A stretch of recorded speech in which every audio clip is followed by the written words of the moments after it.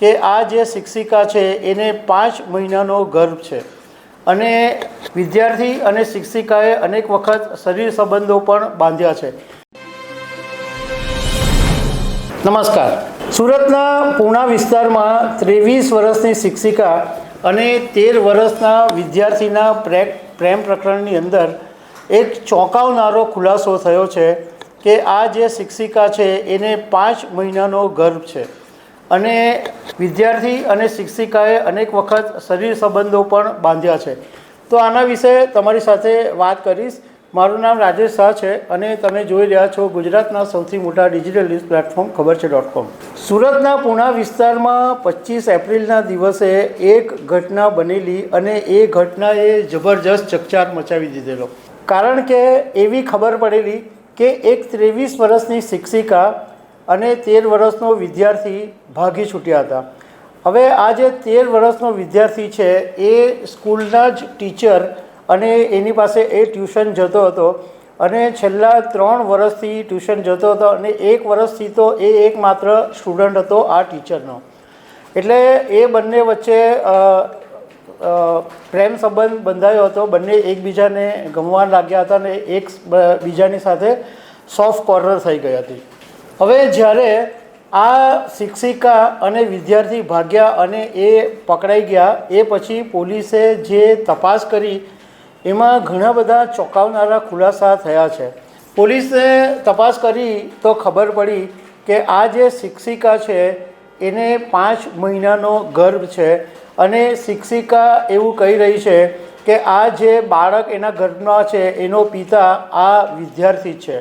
હવે પોલીસે વિદ્યાર્થીનું પણ નિવેદન લીધું છે અને વિદ્યાર્થીએ એના નિવેદનમાં એવું લખાવ્યું છે કે શિક્ષિકાની સાથે એ ઘરે જ્યારે હતા અને એકલા હતા ત્યારે શિક્ષિકાના કહેવાથી શરીર સંબંધ બાંધ્યો હતો અને એ પછી જ્યારે 25 એપ્રિલે ભાગવાનું થયું એ પહેલાં ઘણું બધા આયોજન પણ કરી લીધા હતા। આ જે સ્ટુડન્ટ છે એના 2-3 જોડી કપડાં, શૂઝ આ બધું શિક્ષિકાના ઘરે આપીને આવ્યો હતો અને શિક્ષિકા ટ્રોલી બેગ પણ લઈ આવી હતી અને 3-4 દિવસ પહેલાંથી આ આખું આયોજન થયું હતું અને વિદ્યાર્થીએ કીધું કે એ જ્યારે એના ઘર નીચે રમી રહ્યો હતો ત્યારે શિક્ષિકાએ આવીને કીધું કે ચાલ આપણે જરાક જવાનું છે, તો ત્યાંથી VR મોલ ગયા અને VR મોલથી પછી સ્ટેશન પર જઈ અને બસમાં બેસીને બહાર નીકળી ગયા હતા। એ પછી વડોદરાની હોટલમાં રાત્રે રોકાયા અને ત્યાં ગાડી શરીર સંબંધ બાંધ્યો હતો એવું વિદ્યાર્થીએ નિવેદનમાં લખાવ્યું। ત્યાંથી પછી અમદાવાદ ગયા, આખો દિવસ અમદાવાદમાં ફર્યા।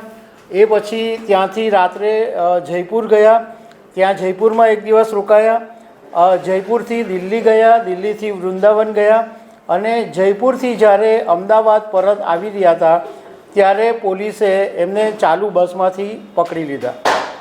હવે આ આખી ઘટનાની અંદર પોલીસને 1 દિવસના રિમાન્ડ મળ્યા છે, એટલે પોલીસ અત્યારે હોટલમાં જશે અને જ્યાં જ્યાં વાત કરી છે ત્યાં CCTV તપાસશે। હવે બીજી તરફ પોલીસે આ જે વિદ્યાર્થી છે એનો રિપોર્ટ ચેક કરાવ્યો હતો, એ વાત સામે આવી છે કે એ પુરુષ તરીકે સક્ષમ છે એવો રિપોર્ટ આવ્યો છે। હવે પોલીસ આ બંનેના DNA ટેસ્ટ કરાવશે કે આ શિક્ષિકાના ગર્ભની અંદર જે બાળક છે એ કોનું છે। હવે આની અંદર સૌથી મોટો સવાલ એ ઊભો છે કે આ સમાજનું એક વરવું રૂપ સામે આવ્યું છે। અત્યાર સુધી ઘણા બધા એવા કિસ્સા સામે આવ્યા કે કોઈ પુરુષ શિક્ષક હોય અને એ સગીર વિદ્યાર્થીને એબ્યુઝ કરતો હોય એવા કિસ્સા સાંભળ્યા છે, પરંતુ આ તો આખું સમાજની અંદર ઊંધું ચિત્ર સામે આવ્યું। એક મહિલા શિક્ષિકા એક આ સગીર બાળકની સાથે એણે આવા શરીર સંબંધ બાંધ્યા। એ વિચારવાની જરૂર છે કે આ એક પ્રેમ પ્રકરણની અંદર વિદ્યાર્થી અને વિદ્યાર્થીના પરિવારની હાલત કેટલી બધી કફોડી થઈ જવાની છે, કારણ કે આ વિદ્યાર્થીને હવે હજુ તો એ કંઈ 5મા-6મામાં જ ભણે છે, હવે આગળ એણે હજુ એની કેરિયર બનાવવાની છે।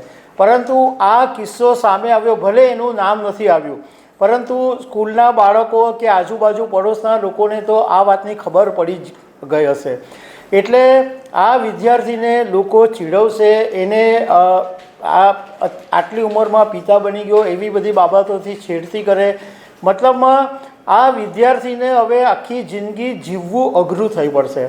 અને બીજું કે આ જે વિદ્યાર્થી છે એના પરિવારને પણ મોઢું બતાવવું મુશ્કેલ પડશે, કારણ કે હજુ પણ સમાજ આવી વાત સ્વીકારી નથી શકતો કે એક 13 વર્ષનો સગીર એક પિતા બની શકે, આવી વાતો નથી સ્વીકારી શકતો. તો આ બધી આવી સમસ્યા એવી ઊભી થઈ ગઈ છે કે શિક્ષિકાના પરિવારને તો પ્રોબ્લેમ થવાનો જ છે, કારણ કે એમને પણ આવી સમસ્યાનો સામનો કરવાનો જ છે કે સમાજ એમને પણ કંઈક ભલું બુરું કહેશે. એટલે આ એક પ્રેમ પ્રકરણને કારણે બંને પરિવારોની હાલત અત્યારે કફોડી થઈ ગઈ છે. આગળ કેસના જે અપડેટ આવતા હશે એ હું તમારી સાથે શેર કરતો રહીશ. આવા અપડેટ સાથે તમને મળતા રહીશું. Thank you very much.